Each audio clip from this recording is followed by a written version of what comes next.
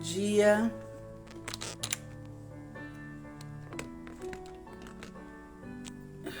Bom dia, bom dia. Graça, paz e misericórdia.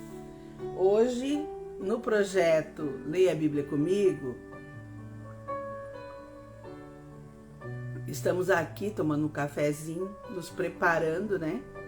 Vamos fazer uma viagem aqui para o sul de Santa Catarina. Vamos até a cidade de Ametista. Dar uma esparecida, passear um pouco, né? Dar uma paradinha nesse períodozinho aqui de recesso, para a gente poder revigorar as nossas forças. E nós não podemos, né, iniciar nada, porque temos esse compromisso com o Papai do Céu de buscar nele a orientação para o dia. Então hoje, no projeto Leia a Bíblia Comigo, 1 Timóteo, capítulo 6. Capítulo 6 de 1 Timóteo é um capítulo recheado de orientações para o nosso dia, recheado de princípios da palavra do Senhor. Então vamos à leitura da palavra, né? Pai, em nome de Jesus, nos ajuda a compreender a Tua palavra para o dia de hoje. Nós te pedimos isso em nome de Jesus. Então, o capítulo 6, ele inicia primeiramente com orientação para aquele que está debaixo de alguma governança, debaixo de estar submisso a alguém, né? Está sob alguma liderança. Depois ele vai falar a respeito do perigo, né, dos falsos mestres que têm aparência de coisa boa, mas não tem nada de bom, né? São pessoas que o motivo, o propósito da vida é enriquecer, é ganhar dinheiro, é a ganância, é a cobiça. E aí eles se intitulam sábios, mas de sábios não tem nada, né? E depois Paulo então encerra a carta, né? Ele dá conselho para o ministério do Timóteo, do jovem pastor, que nós podemos pegar para nós, e fala a respeito daqueles que enriquecem, né? Então vamos à leitura. Todos os servos que estão debaixo de jugo considerem dignos de toda honra o próprio Senhor, para que o nome de Deus e a doutrina não sejam blasfemados. Então, a carta inicia com aqueles que estão sob a liderança de alguém. Também os que têm Senhor fiel, né? Não o tratem com desrespeito, porque é irmão. Pelo contrário, trabalhem ainda mais, pois ele que partilha do seu bom serviço é crente amado, ensina e recomenda essas coisas, né? Então Paulo está dizendo, olha, se você está debaixo de uma governança, né, se sinta honrado por estar. E se você está trabalhando para quem quer que seja a pessoa, você deve fazer sempre o seu melhor, né? Porque você está sendo abençoado. A partir do verso 3, se alguém ensina outra doutrina e não concorda com as sãs palavras de nosso Senhor Jesus Cristo e com o ensino segundo a piedade,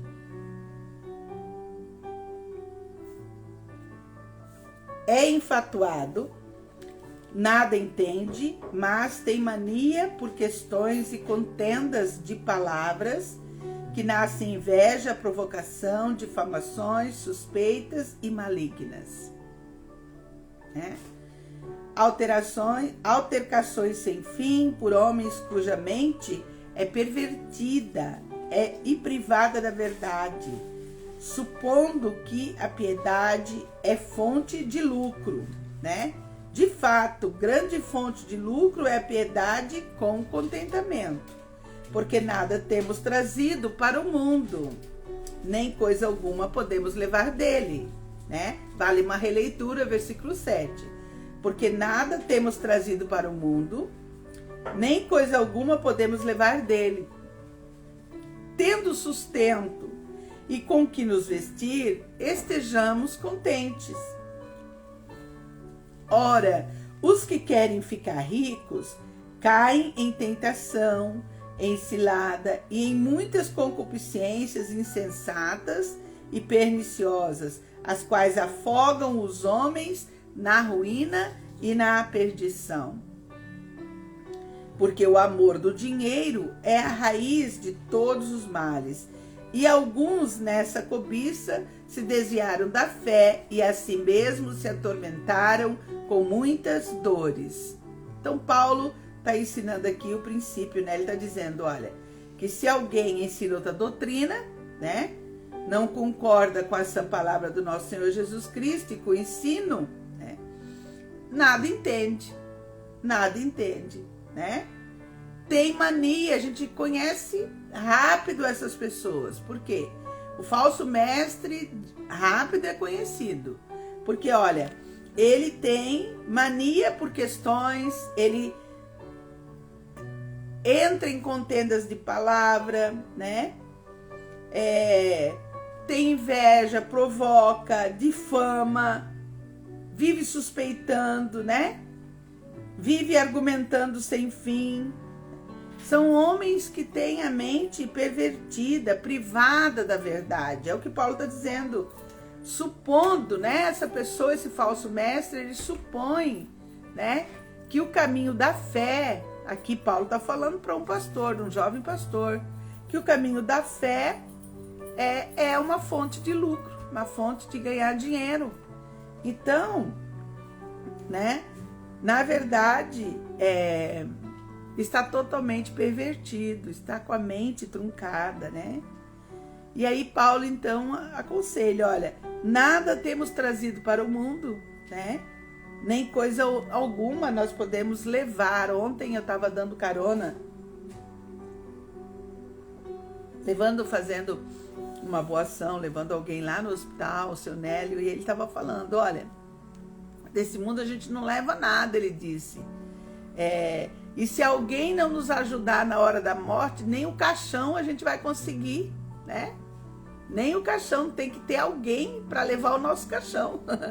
Né? Então, não levamos nada, né? Nada levamos aqui. Porque o amor do dinheiro é a raiz de todos os males, né? O problema não é ter dinheiro, o problema não é ficar rico, o problema é amar demais o dinheiro. Porque daí a pessoa se corrompe, ela se perverte, né? Ela sai do caminho do amor. A partir do verso 11, Paulo diz assim: tu, porém, ó homem de Deus, e poderia ser ó mulher de Deus, né? Tu, porém, ó homem de Deus, foge destas coisas. Antes, segue a justiça, a piedade, a fé, o amor, a constância e a mansidão. Preste bem atenção, né? Olha o recado do apóstolo Paulo para quem ama a Deus, para quem quer servir a Deus de todo o coração. Primeiro, tem que seguir a justiça, viu, querido? Precisa ser justo. Precisa ser justo. Segundo, precisa ser compassivo, piedade no sentido de compaixão. Precisa ser compassivo. Precisa ter fé, mesmo diante das impossibilidades, mesmo diante daquilo que nos é impossível. Precisa ter fé, mesmo diante de decretos, né? Decretos dos homens, doenças terminais, né? Situações e circunstâncias de tragédias. Precisa ter fé, precisa ter amor, precisa amar de todo o coração.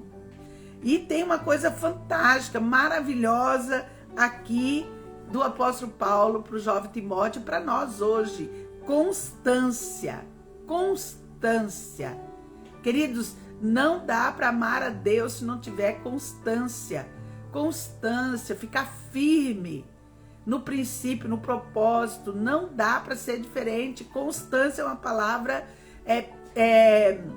essencial para a vida cristã, para a vida daquela pessoa que quer amar a Deus sobre todas as coisas. E por sim, ser uma pessoa mansa, né? Ter autogoverno, domínio próprio, não é fácil. É a minha luta. Ser mansa, manso. Verso 12. Combate o bom combate da fé. toma posse da vida eterna, para a qual também foste chamado e de que fizestes a boa confissão perante muitas testemunhas. Tomar posse da vida eterna. Exorto-te perante Deus, que preserva a vida de todas as coisas, e perante Cristo Jesus, que diante de Pôncio Pilatos fez a boa confissão. Que guarde o mandato imaculado, irrepreensível, até a manifestação de nosso Senhor Jesus Cristo, a qual, em suas épocas determinada, há de ser revelada por bendito e único soberano, o Rei dos Reis, o Senhor dos Senhores, o único que possui a imortalidade, que habita em luz inacessível, a quem homem algum jamais viu, nem é capaz de ver. A ele a honra, o poder eterno, honra e glória e poder eterno para todos sempre, né? Exorta os ricos do presente século que não sejam orgulhosos, nem depositem a sua esperança na instabilidade da riqueza, mas em Deus, que tudo nos proporciona ricamente para nosso aprazimento. Que o pratique o bem, sejam ricos de boas obras, generosos em dar e prontos a repartir, né? Aquele que tem a vantagem de ter o dinheiro aí avantajado, sobrando, né? Não deve ser orgulhoso, não deve ser ganancioso, mas deve ser generoso, sempre pronto a dar, sempre pronto a repartir. Que acumulem para si mesmo tesouro sólido, fundamento para o futuro, a fim de se apoderarem da verdadeira vida. Paulo está dizendo, olha, não coloca a tua esperança no dinheiro que você tem, mas coloca a esperança na vida eterna, naquele que pode mandar a vida para o inferno. É nesse que você deve ter esperança, né? E Paulo termina dizendo, e tu, ó Timóteo, guarda o que te foi confiado, evitando os falatórios inúteis, profanos e as contradições do saber, como falsamente lhe chamam.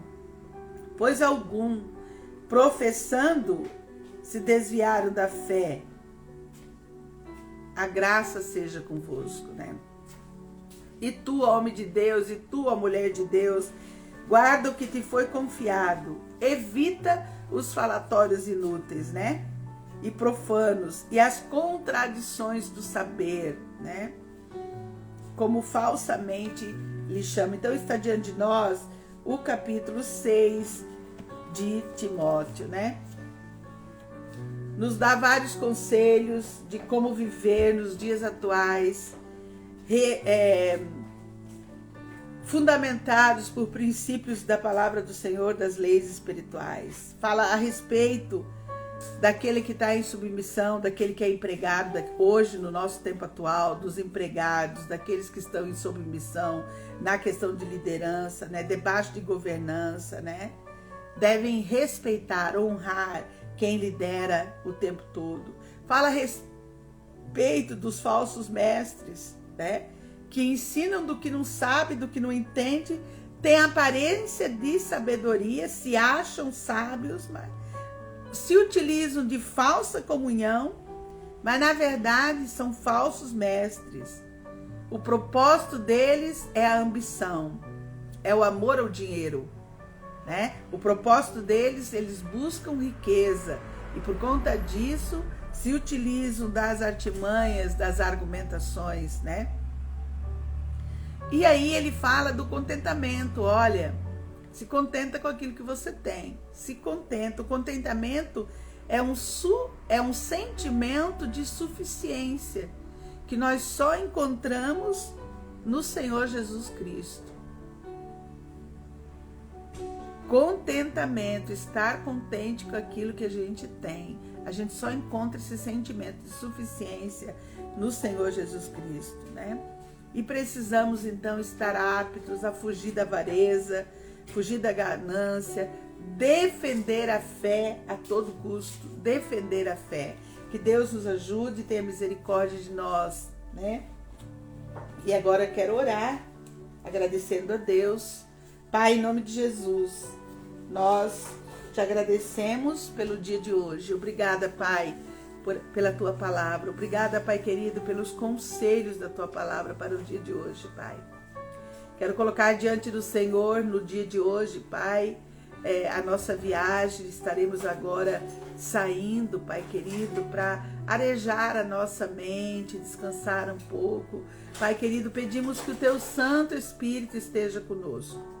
Pedimos, ó Pai, que os teus anjos guerreiros e ministradores possam nos guardar em toda a estrada, em toda a viagem, que sejam momentos, Pai, para eu e meu esposo, momentos, Pai querido, de refrigério, de consolo, Pai querido, de alegria, que possamos ter os olhos bem abertos para aquilo que o Senhor criou, para as naturezas, Pai, para tudo aquilo que vamos ver durante a nossa viagem. Pai querido, vá conosco, Pai.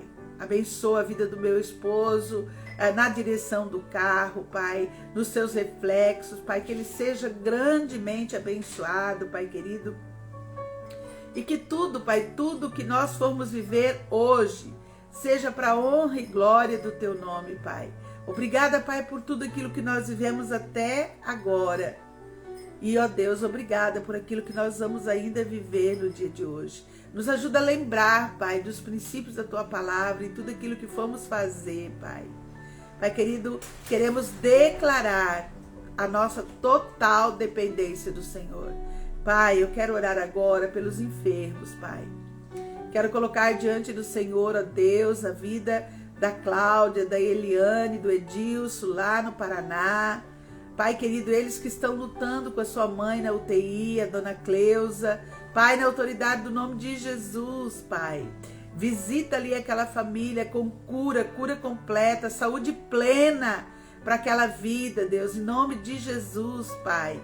Esteja ali, ó Deus, suprindo toda e qualquer necessidade. Eu oro a Ti, ó Deus, pela vida do meu esposo e sua enfermidade. Continua a clamar ao Senhor, ó Pai, não me canso de clamar. Te pedindo, Deus, saúde plena para a vida do meu esposo, saúde plena para ele. Cura por completo, Pai querido, toda a enfermidade alojada no seu organismo, Pai. Eu oro a Ti, ó Deus, pela vida da minha sobrinha, Carla Fabiana. Pai querido, que na luta dela contra o câncer, a Tua filha possa encontrar o Deus vivo e verdadeiro, Pai. Que o Teu Santo Espírito possa ter acesso à sua mente, Pai. Que ela tenha a mente livre para ouvir as coisas do Senhor, do alto dos céus. E que na luta dela contra o câncer, Pai, ela tenha vitória, ela receba cura completa. Nós repreendemos toda a enfermidade. Pai, nós oramos por enfermidade porque o Senhor nos ensinou. O Senhor Jesus nos deu autoridade, Pai querido, para curar os enfermos e libertar os cativos e oprimidos, Pai. Então, Pai querido, nós oramos por enfermidade, oramos por cura, Pai. Aonde houver enfermidade alojada, Pai, nós repreendemos em nome de Jesus. Pai, eu oro a Ti pela vida do meu netinho, Isaac. E eu te peço saúde plena para o Isaac, cura completa, Pai. Eu oro a Ti, ó Deus. Ora a Ti, ó Pai querido, pela Cláudia, lá naquele hospital, cuidando da sua mãe. Deus, a dona Isabel, que há 11 anos luta com esse derrame, Pai. Deus de poder, olha para aquela situação, olha para aquela família, Pai. Dá consolo, dá refrigério. Pai, em nome de Jesus, revigora as forças dos Teus filhos, Pai. Deus de poder e de graça, tenha misericórdia, Pai, da vida da irmã Isabel, Deus. Tenha misericórdia da vida dela, dá descanso para ela. Oh, Deus de poder, entra com providência ali naquela vida, Pai, preciosa. Pai, eu oro a Ti pela Rosineide, pela Patrícia, suas irmãs Josiane, Pai querido, e Cristiane, Pai, nesse momento de luto, de dor, Pai querido, que o Senhor esteja consolando Teus filhos. Consola Teus filhos, Pai. guarda de todo mal, livra de todo mal. Deus de poder e de graça, abençoa ali aquela família, Pai. Nós pedimos ao Senhor a tua bênção, Deus. Eu coloco diante do Senhor a vida dos meus netos, que estão, Pai, em período de férias, Pai. Eu oro a ti, ó Deus, para que os meus netos, Pai, que estão na idade escolar, Pai, o Arthur, o Vitor, o Pedro, o Tiago, a Alice, Pai querido, que os teus filhinhos, Pai, recebam do Senhor prazer e alegria para estudar. Que eles tenham prazer e alegria para estudar, Pai. Em nome de Jesus, Pai, as matérias que eles têm dificuldade, Pai querido, que seja aberto, Pai, um canal de sabedoria do altos céus, Pai querido, na autoridade do nome de Jesus, tudo aquilo que é impedimento, Pai, tudo aquilo que distrai a vida deles, Pai, que eles possam ser levados cativos, Pai querido. Que eles aprendam do Senhor, aprendam do conhecimento do Senhor, aprendam a orar a Ti, a buscar a Tua face, a estar na Tua presença, Pai. Ó Deus querido, que os meus netos possam aprender do Senhor, que a vida do Davi, a vida do Isaac, a vida da Isadora, Pai, que eles possam crescer em graça e em conhecimento da Tua palavra. Deus, eu oro pelos meus genros, Pai. Oro pelo Enéas, oro pelo Daniel Pereira, oro pela Janine, Pai, que os teus filhos tenham entendimento do alto céus, Pai querido, aquieta seus corações, Pai, dá a eles, ó Deus, entendimento claro da tua palavra, que eles possam discernir entre luz e trevas, Pai, o tempo todo, que recebam do Senhor, ó Pai, a orientação e instrução vinda do alto céus, ó Pai. Deus de poder, eu oro pelos meus filhos, meu filho Daniel no mar, guarda, livra, protege. Minha filha Alessandra com todas as enfermidades, Pai, repreende toda enfermidade alojada ali naquela coluna da Alessandra, Pai, toda aquela enxaqueca, nós repreendemos em nome de Jesus, Pai, na vida da Liliane, livra, Pai, protege a Liliane, Pai, de todo mal ali naquele laboratório, Pai. Deus de poder, que os meus filhos possam andar segundo o teu coração, que eles possam andar, ó Deus, solidificados, Pai. Ah, Deus querido, fundamentados na tua palavra, Pai querido, que eles não sejam engodados, que eles não sejam enganados, mas que eles estejam, Pai querido, em submissão ao Deus vivo e verdadeiro, Pai, aquele que pode lançar a nossa alma no inferno. Deus, que tenhamos temor do alto céus, Pai. Nos abençoa, Pai, eu oro ainda pela equipe, eu oro pela Rosane, Pai, e a sua enfermidade. Nós repreendemos toda a enfermidade alojada no corpo da Rosane, Pai, que ela possa, Senhor Deus, estar de volta no trabalho, Pai. Deus de poder e de graça, cura por completo tua filha, Deus. Pai, que toda a equipe que está descansando tenha refrigério, Pai. Descanse ó Deus querido, se renove suas forças, que as forças estejam renovadas. Pai, nós oramos pelas crianças que estão em casa, as crianças do projeto, que elas sejam cuidadas, guardadas na proteção do Senhor. Pai, na autoridade do nome de Jesus, nós entregamos o dia de hoje para o Senhor.